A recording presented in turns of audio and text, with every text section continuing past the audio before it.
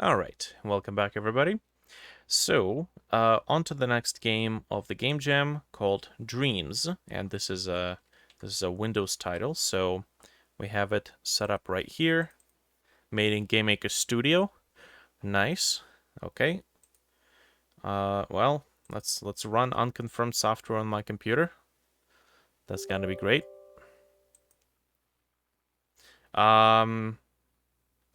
Okay, GameMaker Studio is capable of exporting games that do not require installation. So this, if you're doing a Game Jam game, don't make me install your game. That's just not a good look.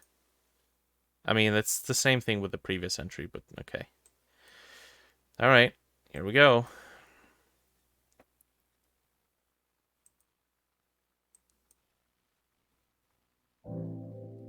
Oh, we're running.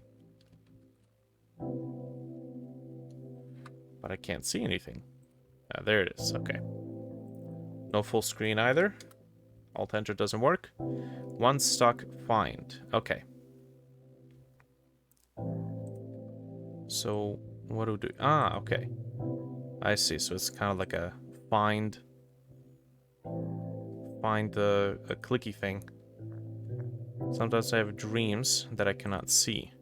It's more like a feeling or a shape.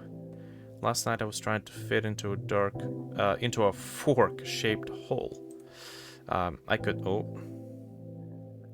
feel my corners clashing against the edges of the slot.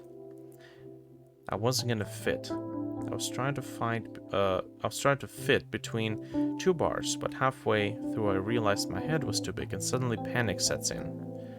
It grows in my chest until the bars tighten around my body and there's no getting out. So the game is called Stuck. Okay. Endless and colorless yet intensely saturated, like they're dripping with a pigment that I cannot see. The swirls feel less sinister than other shapes. More comfortable, maybe. Familiar in a way that you recognize someone from school. Who you spoke to a couple of times but never really got close with. Someone you could have been friends with if something had been different. But you're not sure what. This is interesting. A dream came last night that I did not recognize, completely new. Everything was fizzing and buzzing, with energy that I'd never felt before. I felt like my body was caught in a shiver that didn't start or end. Caught between. When I woke up, everything felt like it was shifting, in and out of view, dancing in the corners of my eye. End. Okay. So what do we get? Stuck, swirl, vibrate. Ah, okay. So it's just repeating the same thing. Dancing in the corner of my eye. Okay, so... You know what? It's interesting. I gotta say it's interesting because, well, we have some narrative going on. It doesn't really offer any development, but it has a very interesting idea. It's buried really, really, really deep there, and it hasn't been dug out by the writer to explore more on. So it seems like there's some sort of like a living in a moment, thoughts of maybe a student, right? Or thoughts of maybe somebody who's living by themselves, maybe struggling to kind of survive and just trying to live out the day. But this could have been actually elaborated on quite a bit. The simplicity of it is interesting, but I can't really comment too much more on that because this could have been something a lot more elaborate. There's an interesting game. I can't remember what the game is called, but let me see if I can find it. It's this artistic game.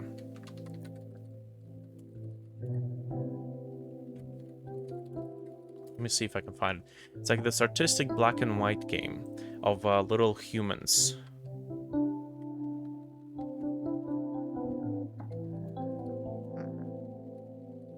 It's an artistic black and white game about human behavior.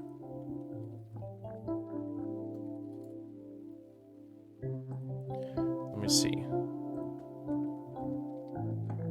Video game.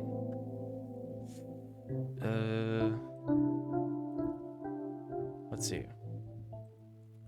Artistic video game about human behavior, but I can't remember what it was called. It had like little black and white humans whose heads were like sockets or slots. Let's see. Human socket video game.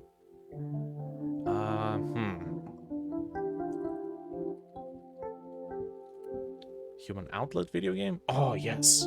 Oh my god, here we go. It's this one right here. Plug and play. Yeah, okay. So there was a lot more gameplay here. This was kind of a Jacksepticeye, of course. So, yeah, the game is called Plug and Play. Let's see. Yeah, there we go. That's right. So, Plug and Play, it's an artistic game, and it had some narrative about... oh yeah, there were two games actually, one called Kids, one called Plug and Play, made by the same artist. So it had some interesting narrative to it, and it had something to explore. It had a really cool idea. So this game kind of reminded me about, in its concept, reminded me of these two games, because it's a very simplistic game, you know, find the shapes, but then there's a little bit of narrative for each shape. Now, the game jam was 2 weeks long, so I think this could have been elaborated into something quite a bit more interesting. Like, for example, you can have the main character kind of looking through, maybe they're reflecting on the life they've lived so far. Maybe they haven't done the things they really wanted to do, which would be very relatable to a lot of the populace nowadays. You know, a lot of people thinking that they're working the sort of jobs that aren't fulfilling, which, you know, there's arguments for and against that sort of a mindset. But when you think of it this way, there's a lot of people who kind of struggle with the ideas of what they're spending their life on. So something like this could have been elaborated here. There was a little bit of friendship commentary involved, so it doesn't have to be a theme of commenting on where your life is going. Could have been something about describing your relationship. Maybe the main protagonist, maybe something is wrong with them. Maybe they can't find a way to get in contact with people, or to relate to people, to talk to people. Maybe it's difficult for them to talk to people. Maybe this game would have been kind of a self-analysis of the main character, trying to figure out why it is that they're lonely, why it is that they can't seem to make friends, and they would remember that old memory of them in school, or some sort of a person they could have been friends with, and they're trying to figure out it was a problem back then, it's still a problem now, and they're trying to make sense of it all. And the game could have you could have had a bit of a branching path here. Depends on really how much time you had to work on this, because who knows, maybe the developer has a busy life, so they can't really spend too much time making this game, so time constraints on top of the game jam only being 2 weeks long. But if the possibility was there, this could have also been something with branching paths, where the logic could lead to a good conclusion or the end conclusions. For example, if you're writing drama, you could have had the bad conclusion, where the depression of the main character and the thought process that that the player takes when trying to make sense of their life situation, could have led them to decide to end their life, and that would make for a drama. But the decision to end their life could have been wrapped in a particular way where it would kind of end their suffering, right? It's one of those very very sensitive subjects, so to speak.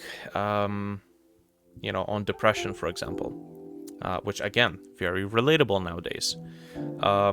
Or you could have had, let's say, since it's branching paths, the branching paths, depending on the player's choices, could have led them to try to weed out the core of their problem, kind of like what you do with psychology when you are having psychotherapeutic sessions with the psychologists, and they try to make you analyze your life and analyze what it is you think your problem is, so that you could accept it and you could then start building some sort of a solution from that.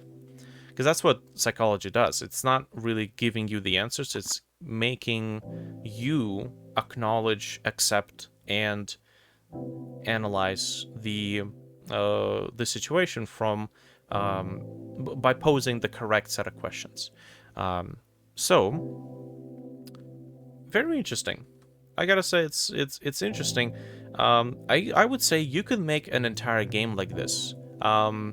Could even maybe make it a card game. The card game part, that's just kind of completely off the top of my head. I recently saw an interesting game that was like a RTS but with cards. So you could have like cards for, like maybe a donut, right? And you use the donut to kind of give you a little bit of a boost of serotonin, but then the donut's gone, and then maybe at the moment when you really needed to get your spirits up, well, you've already spent the donut, so you can't really have that one tiny moment of pleasure in the midst of a depression. So making the right choices at the right time. But yeah, this is just me getting kind of my own ideas and my own interpretation of what this game could have been. But yeah, it's cool. It's cool. Could have done a lot more work on it, and taken it to a much more elaborate place.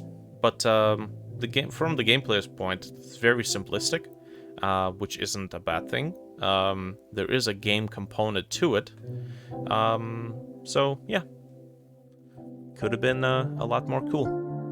Okay, we're gonna move on to the next one.